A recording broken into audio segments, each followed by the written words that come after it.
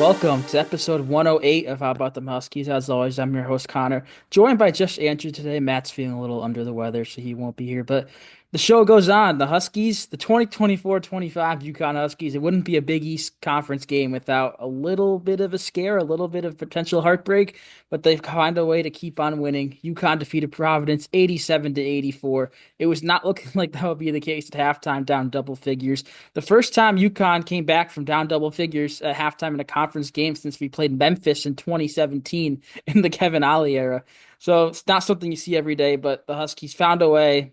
Poor defense, poor pretty much everything in that 27-point first half, but a 60-point explosion in the final 20 minutes to take it down. Andrew, I know you were at Gamble. I unfortunately couldn't make, but what was your thoughts from that game? Obviously, seeing it live in person. Well, I'm happy I wore a light sweatshirt because I sweat through it. That game started off pretty fun. It was a absolutely obviously expect nothing else, but the crowd was absolutely packed. Sometimes there's a reported sellout like the Xavier game, but it wasn't technically really a sellout. There was some empty seats, but that Providence game there was no space. In fact, I had people behind me. I was in the last row. There were people standing up behind me. That's how packed it was. Um, but the game started off well, just your back and forth. And then Providence just decided that they were just going to completely run through our defense and score at will. They had a 12-point lead at halftime, became 14. And, there was a lot of people in there that you could feel the energy start to kind of go down once we couldn't get stops. I feel like actually, no, I know this. Providence actually had more offensive rebounds than we had total rebounds at some point, which is that's terrible.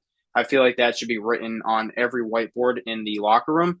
But all in all, it was a really fun game. But we'll dive into some of the other things. But all in all, very fun game. Just extremely happy that we won. Yeah, we can start right there at the rebounding. UConn, in the full 40-minute game, only grabbed 22 as a team.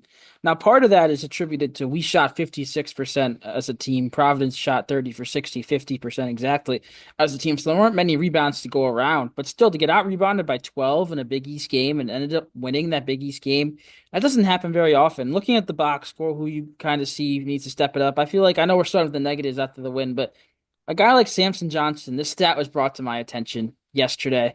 He is averaging more fouls per game than rebounds. I believe it's like 3.2 to 2.6, something along those lines. That's just something that can't happen for your starting center of a team that has, I don't want to say the expectations. Maybe I'll say the expectations of UConn to win another national championship.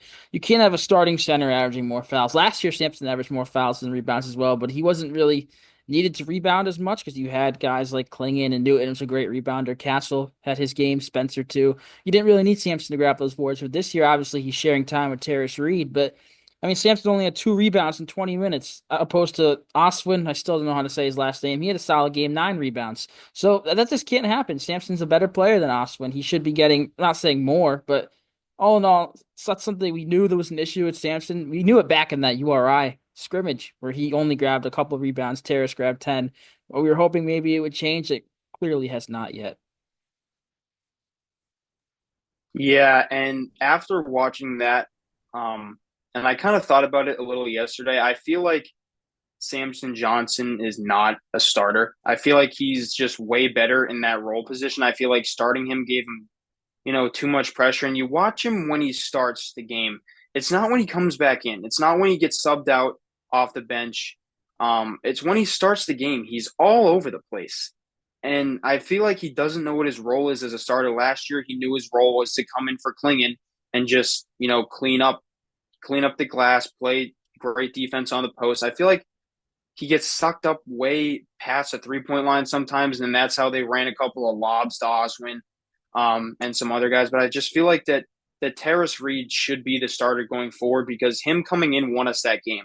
That game changed drastically when Terrace Reed came in and he went to work and scored. I think he got the basket to tie the game, and I think he might have gotten the one to take the lead too. But him coming into that game, I don't know really what happened with the first half, why he didn't play that much. But I mean, like everybody in that stadium knew that Samson Johnson had to come out of the game because he wasn't cutting it. And I feel like if he was kept in that game, we wouldn't have won. But Terrace Reed completely changed that dynamic of the game, which is why I think that he should be the starter and the guy that's playing in those moments. Obviously Sampson is a good player, but I don't think that his role is a starter. We've had people that are like that. A Cook, Tyler Pauly, their roles weren't starters. They were fantastic players off the bench. They were just never starters. So I think Sampson also falls under that boat. And I feel like we're trashing Stanford. He still scored 10 points in this one. I feel like overall, offensively with him, he's changed more than I expected going into the year because he's a guy last year was pretty much only a lob threat. But now this year, especially in this game, he had a couple times where he went back to the basket and hit a hook shot. He created his own shot once he received the ball. But one thing I'm not upset about, but confused about, I'll say is the word, our offense. I feel like too many times we have the center stranded on an island at the top of the key holding the ball with no one cutting towards them. Like Terrace, Sampson, if they could knock down that long 2, 3, that'd be awesome. They're never going to take it, and I'm fine with them not taking it. But I mean, Oswin knows that they're not going to shoot it, so he's just going to stand under the basket, which he did all game, and that's limited us in that first half. We couldn't really cut to the hoop because the center's there. So I'm not obviously saying change the offense for a team that's second ranked nationally offensively, but I feel like it's just too many times you have a guy that can't do anything with the ball, holding the ball in a certain spot. It's just that can't really happen. But Terrace was awesome when he came in. He checked in at around the 14-minute mark when Sampson checked out in the second half. Sampson did not return to the game. Terrace was just that good. Then after once Terrace went out, we went small because we were matching them once Osman fouled out. So Sampson didn't reappear. He played 20. Terrace played 18. It didn't feel like that. I felt like Terrace was out there a lot more, but really because Sampson played a majority of those first half minutes. But looking at the rest of the box score, off the centers. Now, Hassan Diarra is a guy who really stepped up in this game. We were all wondering where the offensive production would come without Liam McNeeley, who I guess we haven't formally announced on this podcast since we last did one. He'll be out for not an extended period of time, but probably the rest of the month. I hope he's back for that February 1st game against Marquette. That's going to be a big one, but don't rush him back by any means. Clearly, we can win without him, but even if it's going to be a nail biter at home versus Providence, we can win without him. But Diarra, 19 points, 8 assists. That's not surprising. He's been the general with the ball ever since he entered the starting lineup. Hit some big free throws late. Overall, a very solid game for Haas. And this is the main point I want to make. Obviously, McNeely being out, I do think he will be out until the Marquette game. I think that's the first one he'll come back for. He was obviously active on the court yesterday. He was cheering his teammates on. Obviously, he had a boot on, but he was cheering on his teammates. Passing people the ball back. So he's in good spirits. He's not like he can't really move or anything. So he's doing well, I think. But I am really curious over these next, I believe, 5 or 6 games against, not the world's greatest opponents. Obviously, we have the two Marquette games are really hard, and then St. John's in February are going to be very hard. But I'm really curious to see who steps up because in his absence, because nobody did yesterday. Not Jaden Ross, not Jalen Stewart, not anybody stepped up in the absence of Liam McNeely. Obviously Hassan Diarra did his job, Solo Ball did his job, but those 3, 4 wings, nobody stepped up. And that's honestly really disappointing to see that. We've always had a next man up mentality. Last year when Klingon got hurt and Samson Johnson, Yusuf Singare stepped up in the St. John's game.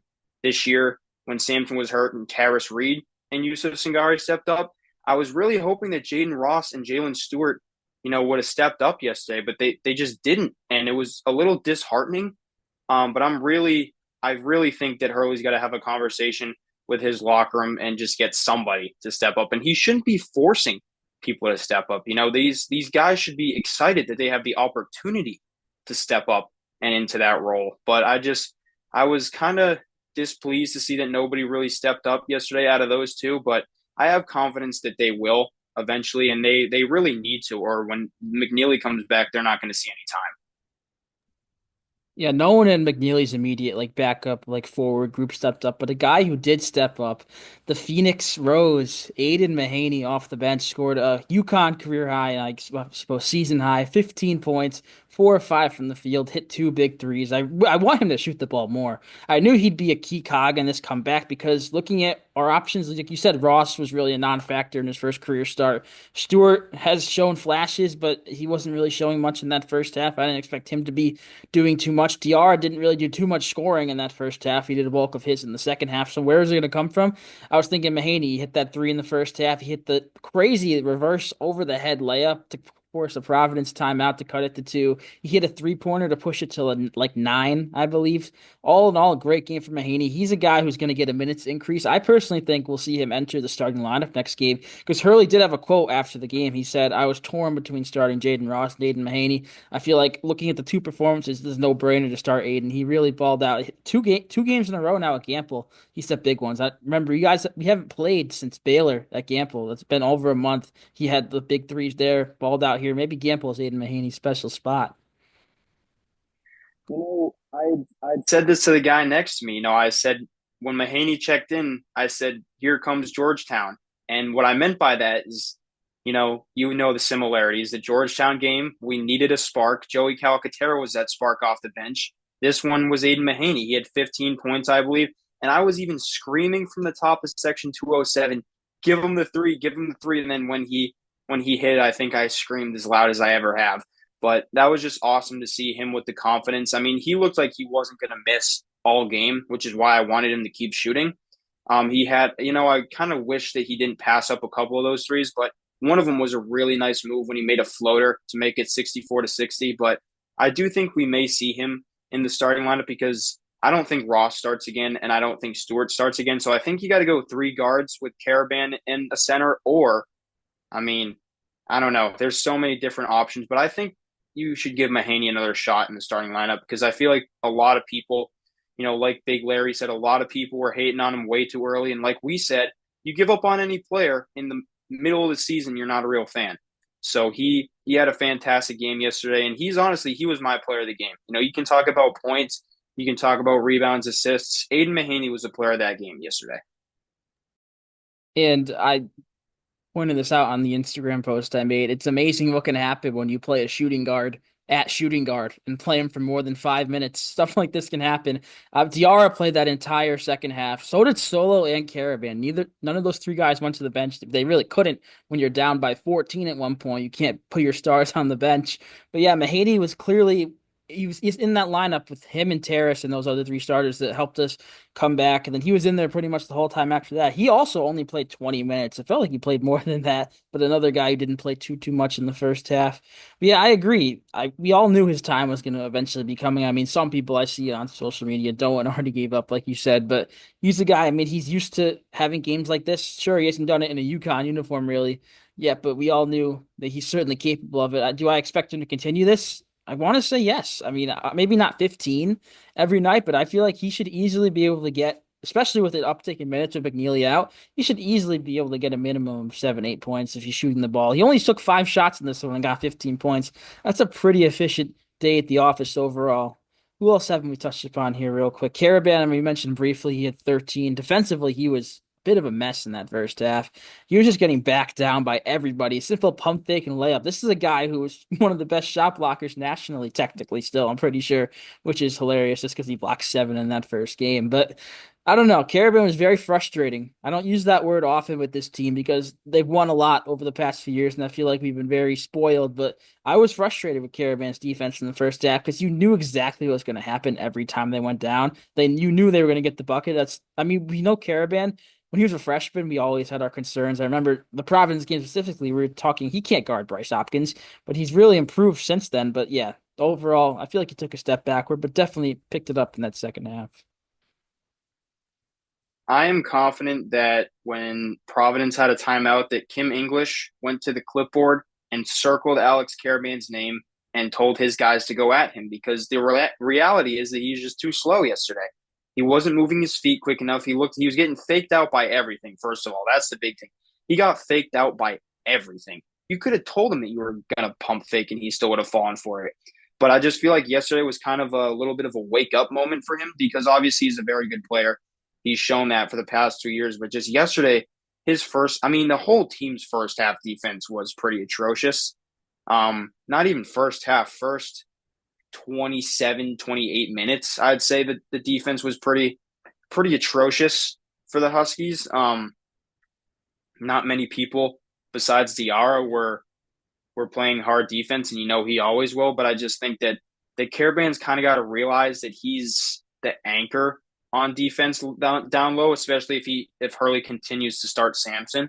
I feel like he's got to realize that he's the anchor, and we're going to need his defense to be better than it was yesterday. I feel like Caravan's a mature guy. He's a junior. He's going to recognize that his defense has to be better. But I just feel like yesterday the win is kind of lucky because I don't want to say lucky because we came back and we deserved to win. But I mean, after the first half, I mean, there were people that weren't very confident because it looked like we gave up after the under four timeout. We had possessions that just went nowhere and we kind of just let Providence do whatever they wanted with the ball on offense. So it was kind of disheartening to see the end of that first half, but I knew that Dan Hurley was going to scream at them in the locker room. So we're just happy that game ended in a win. Yeah, Solo hit a three late in the first half to make it a 3-point game, and then Providence went on like a 9 or 11-0 run. But yeah, I agree. The defense certainly picked up. And speaking of Solo, we haven't really talked about him. He had 16, and I feel like that's almost expected at this point. Obviously, last game he hit the 7 threes. This game, he had I feel like a quiet 16. He only hit 2 threes. He got to the free throw line a few times and converted 80%, scored 5 field goals, played a 37 minutes, which I imagine is his career high. I'm not going to go look right now, but I don't think he's played that many minutes in a game yet this season. But yeah, I feel like it's a really good sign that Solo scoring 16 is not surprising because there was definitely a time where that would be surprising for us. But last point on this Providence game, and I want to kind of get your reaction here as someone in the building. It's a 12-point game with 2 minutes left, and they win by three. I mean, what's going through your head there? Obviously, you don't expect UConn to lose a game like that, but it felt like they were just I don't even know how to explain it. What was your thoughts there? Well, usually what I do in games like these is obviously if they're very tight, like the St. John's away game, or not away, overtime game that I was at. I didn't leave my seat for that one, but for this one, I kind of headed down, stood next to the camera. You're like, I'll watch the last minute here so I can just get the hell out of here. But I was like, kind of thinking to myself, I was like, all right, I can't leave now. I was like, they just kept getting stupid fouls. And I feel like the refs were kind of a huge part of that. Gaffney and his crew were pretty terrible yet again yesterday. But I was sitting there and there were people leaving and then like they started walking back in because they were like they got to the doors and they like looked at the scoreboard and they were like, this isn't really over yet. And I was kind of thinking to myself, I was like, when's a good time to leave? Because like if that, obviously try to beat the traffic, but I never by any means want to leave the game early. But I was just trying to figure out, I was like, this is just weird. Like they kept getting free throws and we kept getting free throws and we missed a couple. And it was just a really weird ending to a really weird game. Like all in all, it's just a very weird game in general because I feel like the referees went from too involved to not involved at all to overly involved. And it was just like kind of like, what the hell is going on here? So it's just kind of a unorganized, weird game, honestly, was what I saw from my eyes. Yeah, I never thought. I feel like 12 with 2 minutes, especially UConn. They did miss some free throws, but they hit a bunch. Diarra hit some. Mahaney hit some. You never really thought that game would go away. It helped us get to 60 second half points having to shoot all those free throws. But yeah, I agree. It's a very weird game. Glad it's over with. That felt like one that go to overtime that probably shouldn't have. But yeah, we're done with the Providence game. Moving on now to a preview of the next game, a game that I feel like will be sneaky, kind of tough, especially with no Liam McNeeley. That's going to Villanova to play at Villanova's campus at Finneran Pavilion. We're not going to the Wells Fargo Center. I'm not sure why. I don't know if there's a conflict there. They just want to mix it up. I feel like they should want to have the ticket revenue from their biggest game of the season at Wells Fargo, but that's beyond me. But yeah, UConn going to the Finn. It's going to be pretty rowdy environment. It's nowhere near as big as the NBA arena, but what's your overall like thoughts going into this one? Because I personally feel like this is one that could be a little tricky for the Huskies. I was saying this to people the other day. This is the first time we've played at Villanova, Villanova in I think since 2008 or 9. It was a long time ago. It was before we joined the American in the original Big East. And Villanova, I feel like people buried them too early. Hurley said the quote about the people with the shovels and the dirt on us.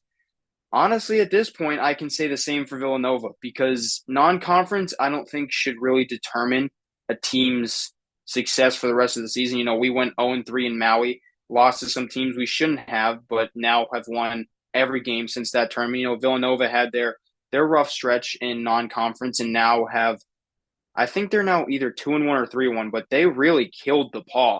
We were talking about how DePaul might show some strength this year. Villanova beat them 100-56, and Eric Dixon looks dominant, which is I think another reason why Terrace Reed should start on Wednesday night. But I'll say this right now. I mean, I never really predict my team to lose, but if we start that game how we started Providence, we're not going to win because that place is going to be a zoo. It's Big East basketball. It's Villanova versus UConn, two good teams, and that place is going to be on fire with raging Villanova fans who want to beat UConn because obviously, we had our Super Bowl when we beat them at the XL Center. The whole Colin Gillespie, we got the win gifted to us to Villanova, say blah, blah, blah. But they're going to try to get their get back on Wednesday night. They're going to try to beat us at home, and they will storm the court if we lose that game. I can tell you that right now. Villanova fans will storm the court if we lose that game. And I think it's going to be a really good game. I can't wait to watch, but I'll tell you right now, it's not going to be easy by any means.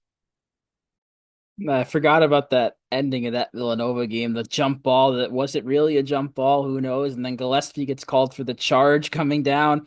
Overall, a crazy game. The Huskies won. But yeah, I feel like it starts with Eric Dixon. He's leading the country in scoring, 25.9, basically 26 points per game.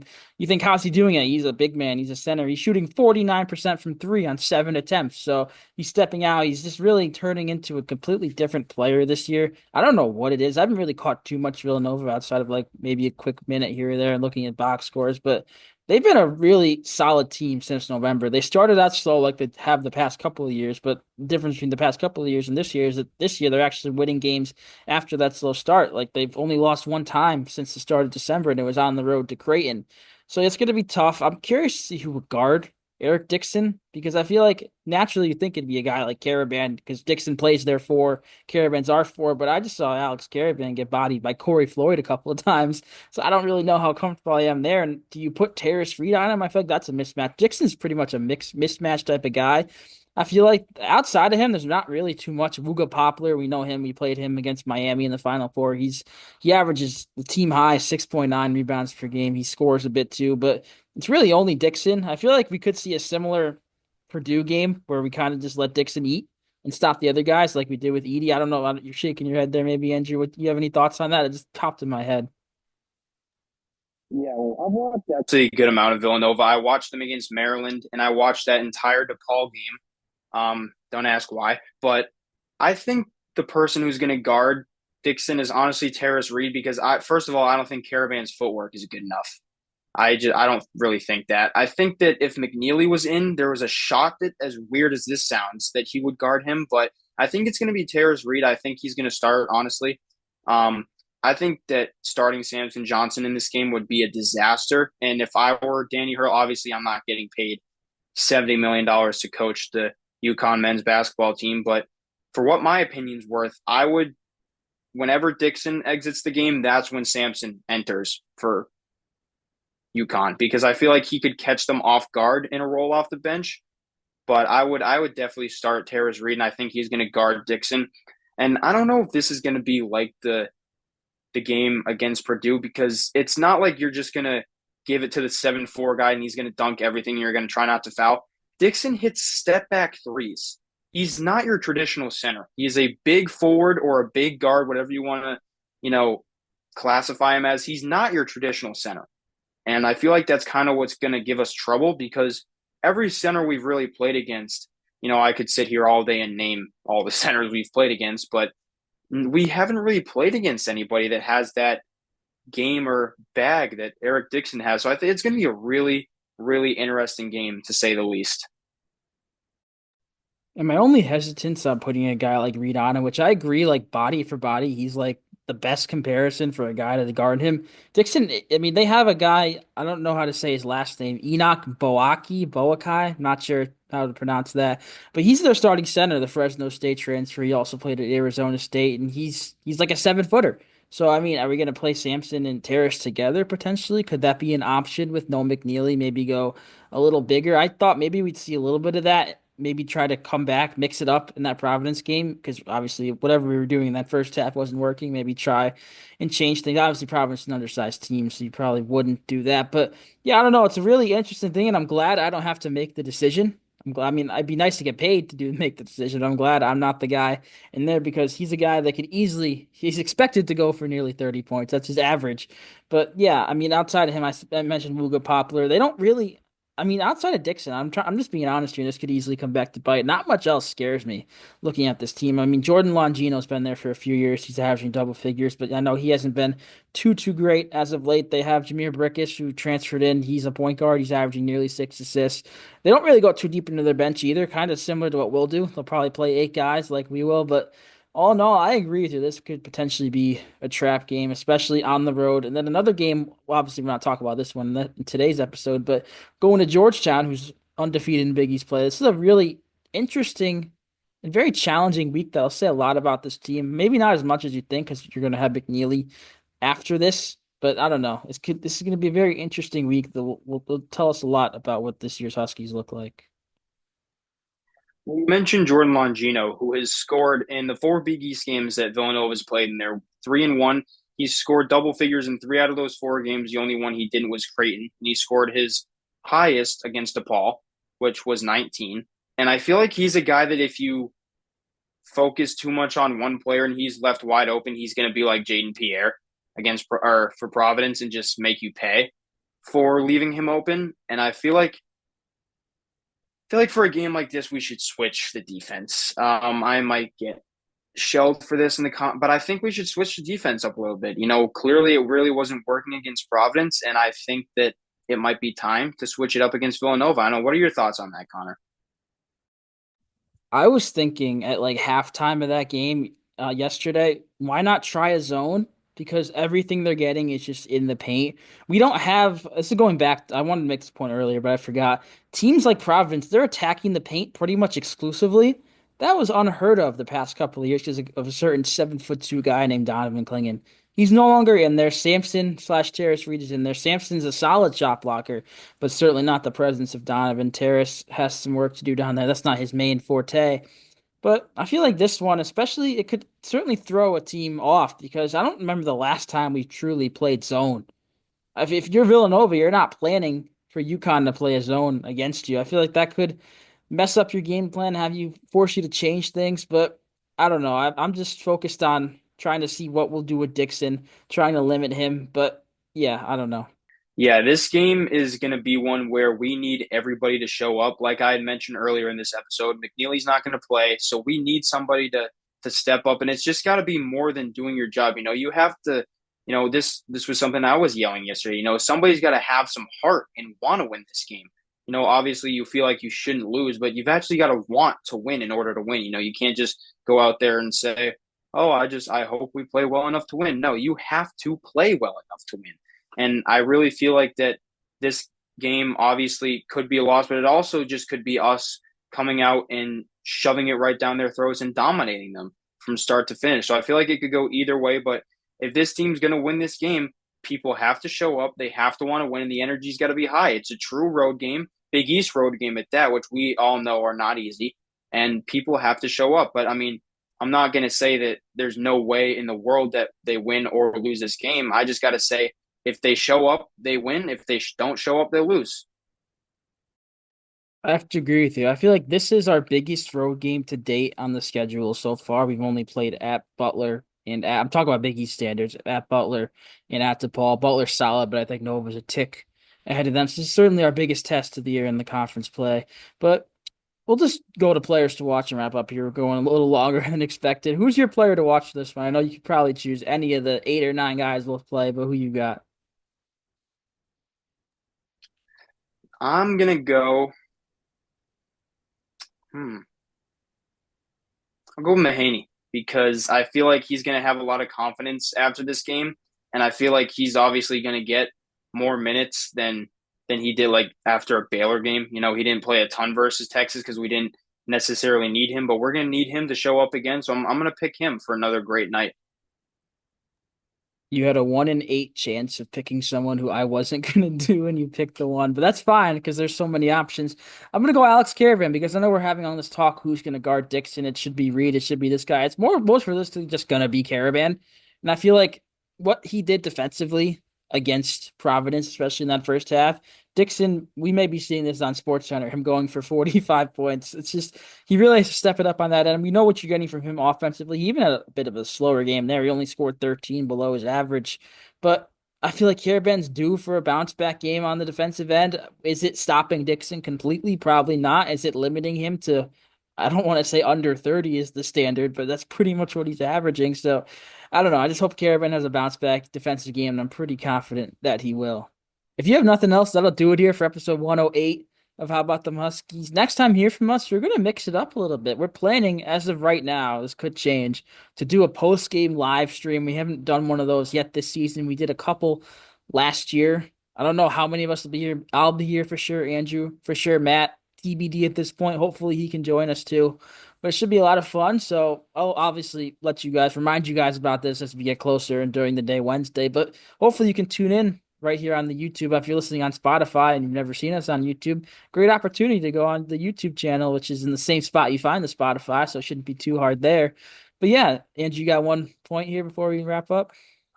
Yeah, I just want to say we did two of them last year. We've done them in years past. One of them was not so fun, and then it turned fun because you guys were pretty funny in the comment section. That was a loss to Seton Hall. We were not pleased, and then it turned pretty funny. You know, obviously we had people telling me to shoot something in the basketball hoop, so it was a fun time. Definitely recommend joining. It's very fun. It's different than a regular episode because it's kind of us just saying what's on our mind, not really with a script or anything. So it's going to be a fun time. Hopefully, we're talking about a win and not a loss, but it'll be a fun time. So I hope to see everybody there.